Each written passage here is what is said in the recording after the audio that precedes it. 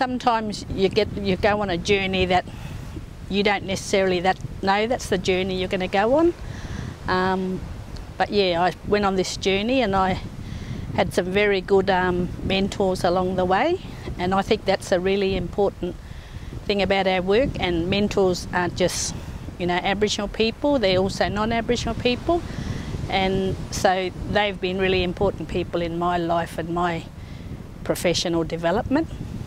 Yeah, and what I've found is like just sort of getting coaxed a bit, I guess, or not even that, in those early days. Anne Stonehouse, who was a world-renowned early childhood expert, was the course coordinator, and one of the things that she did that really helped me was she pulled me aside outside of the bigger group of studying to talk to me about how I was going, and that really helped me to grow. And that's a really important thing, I think, that we need to do with children, that, you know, we do group kind of work with them and things, but sometimes we need to be looking and be observant about, sometimes we need to take a little bit of time to take children out on their own and try to find where they're going or what they're wanting to do.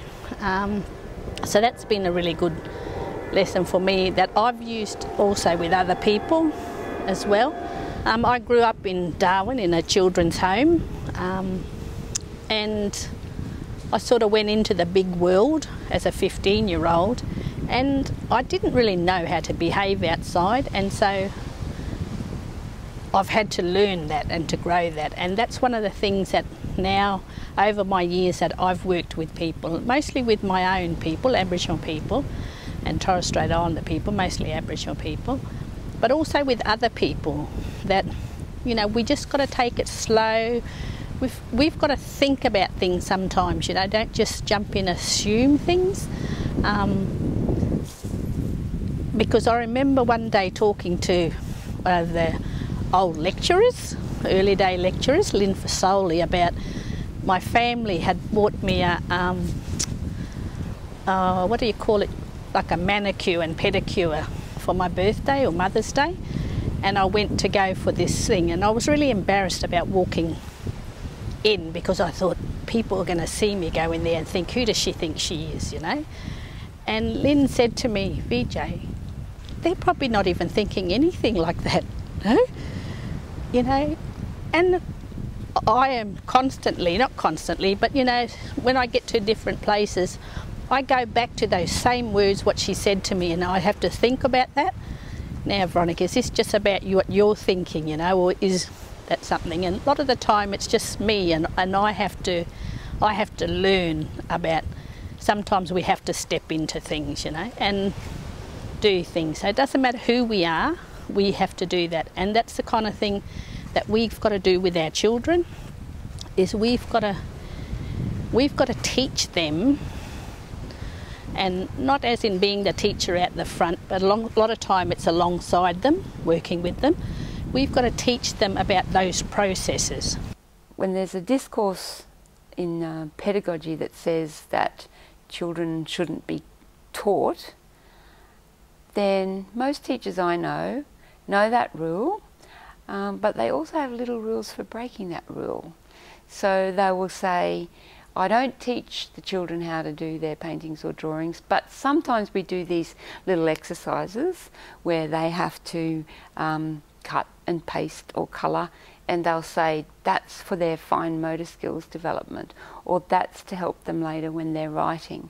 So we have little rules for breaking those rules, and so that can be very liberating for teachers if they can find another way of thinking through that. So and then the proof is in the pudding, when Linda Ashton actually talks about how she's an art teacher, and when her children were very young they would come to her and say, can you please draw a horse for me? And she knew that the rule was you don't draw for children, you just leave them to figure it out for themselves. But at the same time, her arts training, she knew that it was wrong, but she secretly taught them anyway. And so she felt guilty, but she still taught them how to draw horses. And then when they got to be 11 or 12, people said, wow, your children are very talented. They must have inherited it from you. When in actual fact, what they inherited from her was she actually taught them how to do some of those things. What's important here is that we say that children working together, just like adults working together, are more likely to create something interesting and rich and complicated than if any of us are on our own. So, socially constructed evolution of knowledge, if you like, is the thread that goes along with Malaguzzi's work. Scaffolding fits within a focus on social interactions and socio-cultural curriculum, so it comes from the ideas of Vygotsky, but scaffolding was actually developed by Jerome Bruner from his observations of parents, mostly mothers, interacting with their children, often around shared picture books. So he looked very closely at the ways that parents extended children's language, asked questions, made comments, encouraged children to join in the reading of the book, to talk about what was happening in the pictures, and those sorts of interactions require adults to be very tuned in, very sensitive to, very focused on children's intentions and children's language so that we can interpret that and not impose our own ideas on the child, but draw out from the child what it is that they're thinking. And sometimes we need to give them the language, the vocabulary, to help them put into words what it is that they're trying to say. So we can do that through scaffolding. I think listening to children and hearing what they have to offer is absolutely key. So this has taken us away from a transmission view of teaching. We are not passing completely what's in our head into an empty head. We are co-negotiating, co-constructing together how that knowledge can evolve into something new. It's a third space, if that idea is of interest to you. One of the ideas from Deleuze that I found really helpful is his emphasis on the power of desire. He talks about desire as not something that we're hanging out for, that we haven't got, but something that's a really productive and generative force, something that we can use to make things happen. And there are lots of things, I think, that we want to make happen in relation to curriculum, things that on the surface mightn't seem immediately possible. So his notion of desire really gives us hope, I think. He ties the idea of desire to forces that we can use, forces that we have power over. And he likens the idea of forces, for example, to the force that an ivy plant can have when it's climbing over, for example, a brick wall, or sometimes when it goes through a brick wall. If you think about desire as being like an ivy plant and the strength of ivy to get into places where it might be very unexpected, then I think that's really helpful. Not that I think Deleuze has a destructive take on things, but if you think of the power of ivy to actually go through a brick wall and outside out the other side, then that gives us hope that we can achieve all sorts of things as early childhood educators that again may not be immediately obvious. I think it's very exciting that Australia has an early years learning framework. It's the first time that we've had an early years learning framework at a national level for early childhood, and I think there's lots of potential to use that framework in very creative and constructive ways as part of our curriculum decision making. It's one tool that we use to help us create curriculum. It's not the only thing that we use, so we use the early years learning framework alongside our understandings about our centre, our understandings of the children and the families and the communities that we're working with, our philosophy, our approaches to curriculum. All of those things come together in the daily decisions that we make about curriculum and the way that curriculum is enacted in practice. So the ELF, I hope, is something that's enabling for people, not something that people see as a constraint that's putting them in a box or telling them they have to do things a particular way, but actually opening up new possibilities for different ways of looking at curriculum, different ways of approaching curriculum within their setting. You know, when I think of being there, that's that we talk about worldviews and Indigenous worldviews.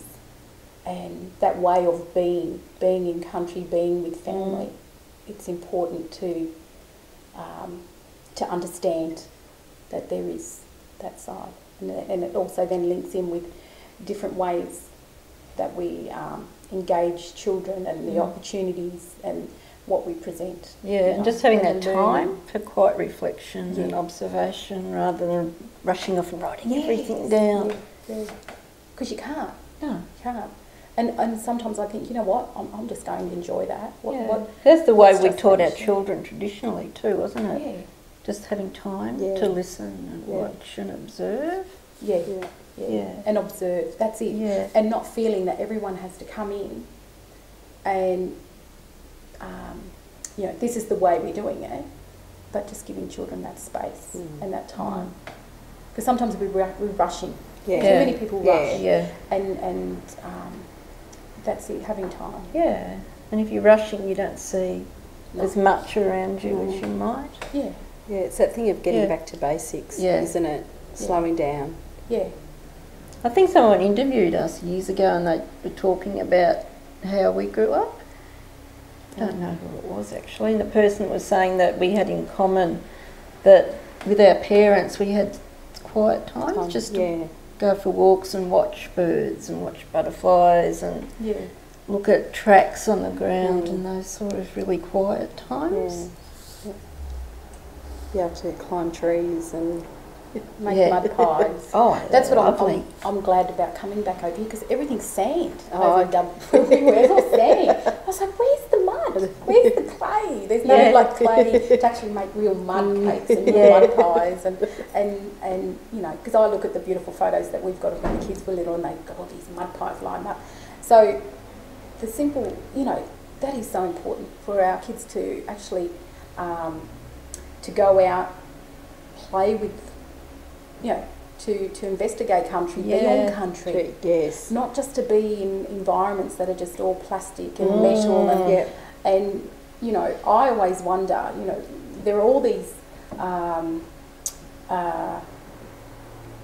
fortunate centres that have acres for their centre, to play spaces. But what about the people that are in urban areas, but being brave enough to take the children out and saying, okay, this is, I'm going to look at this centre and where can I take the children and what's the significance for the Indigenous people of that area. Last year with Kiela in her kinder program, I did some voluntary work and so one of the things, I'd done some storytelling with the children and we were going to be doing felting on silk.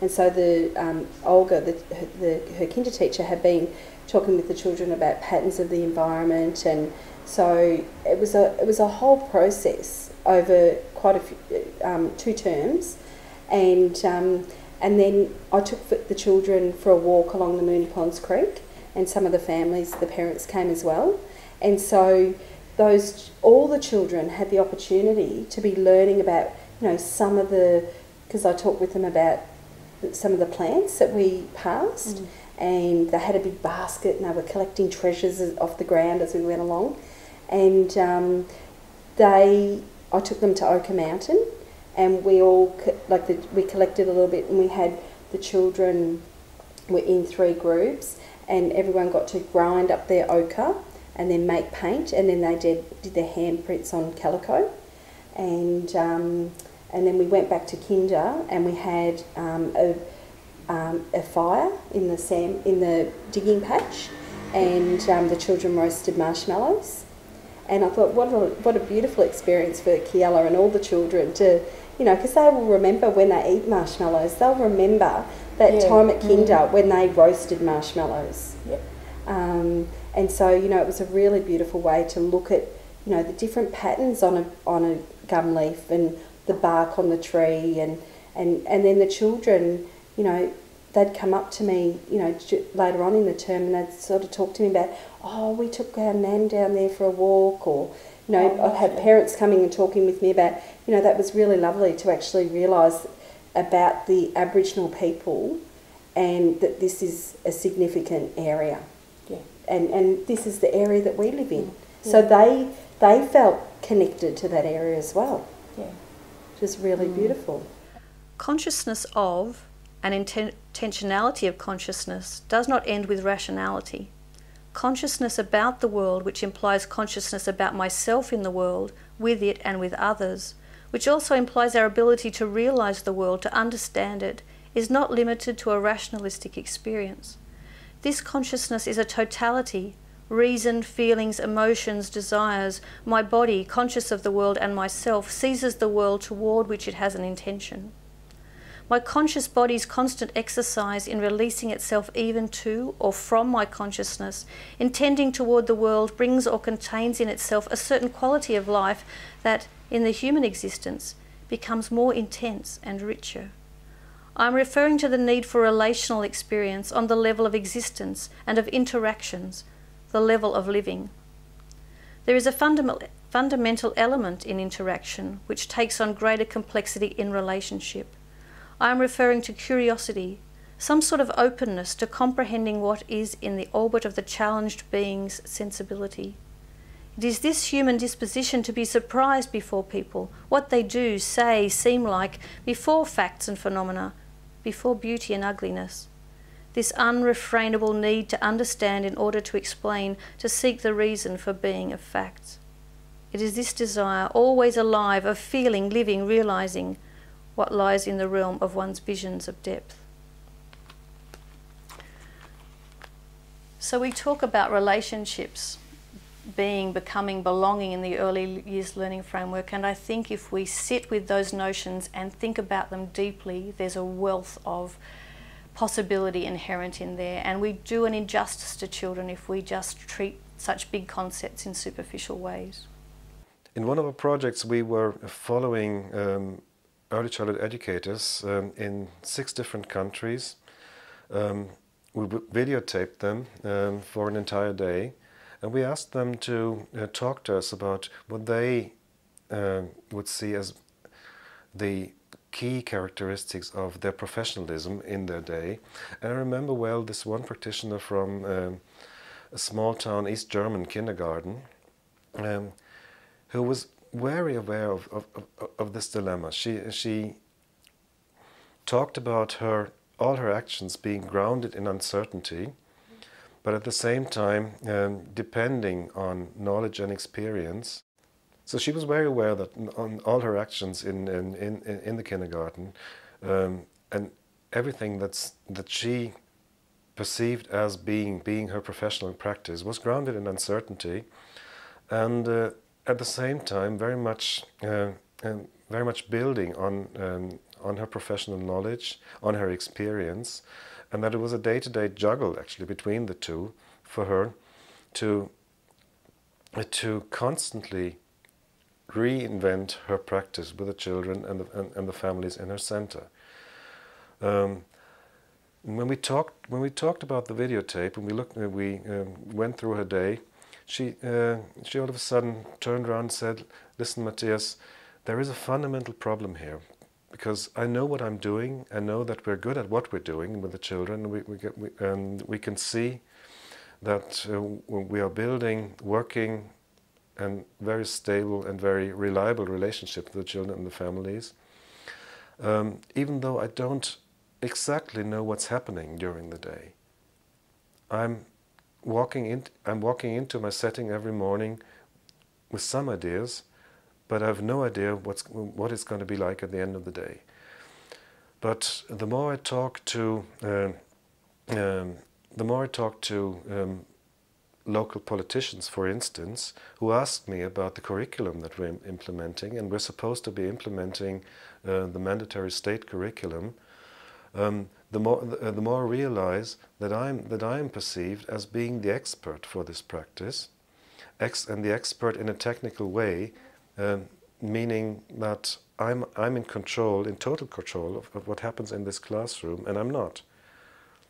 And so I find myself constantly shifting between my two professional identities, the one that I'm living with children and families, and the one that I'm supposed to be presenting to the outside world.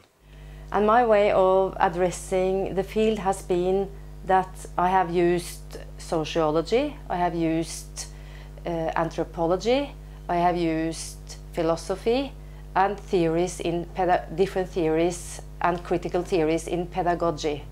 So this way of also thinking much broader than not into the way of thinking about development has been a really interesting and also a necessary force for me to go further and do my work as a preschool teacher and also as a preschool teacher educator.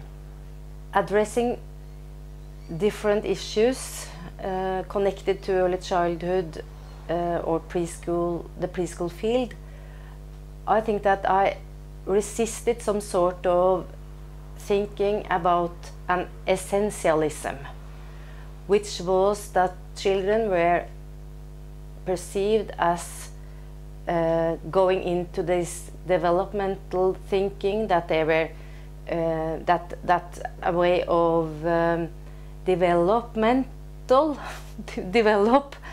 was some sort of a stepping, was some ladder or a steps that built upon each other.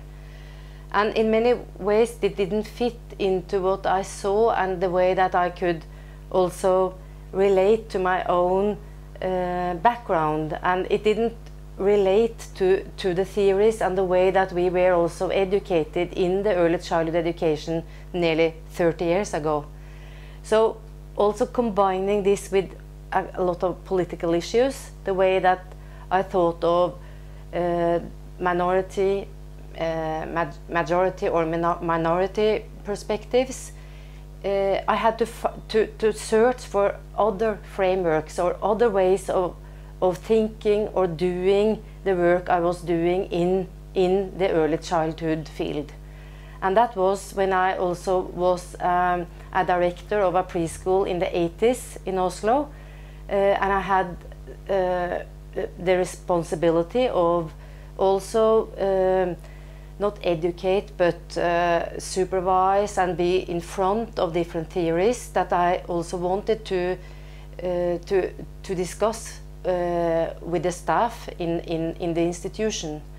So in that way I started to go to the university once a week and started to study social pedagogical work, which for me was inscribed into a critical paradigm. We were taught to read Habermas, Adorno, all these Frankfurter School, which gave us as students new frameworks that we could also look into what we were doing in the preschool. So for me, searching for and then also wanted to have or to widen up the way that children were defined in a certain way of looking towards was a relief, and also gave me a totally different language that I could use to also ask new questions, to build up different ways of communicating with parents, with children, with the staff, and it widened in many ways my perspectives that I had before.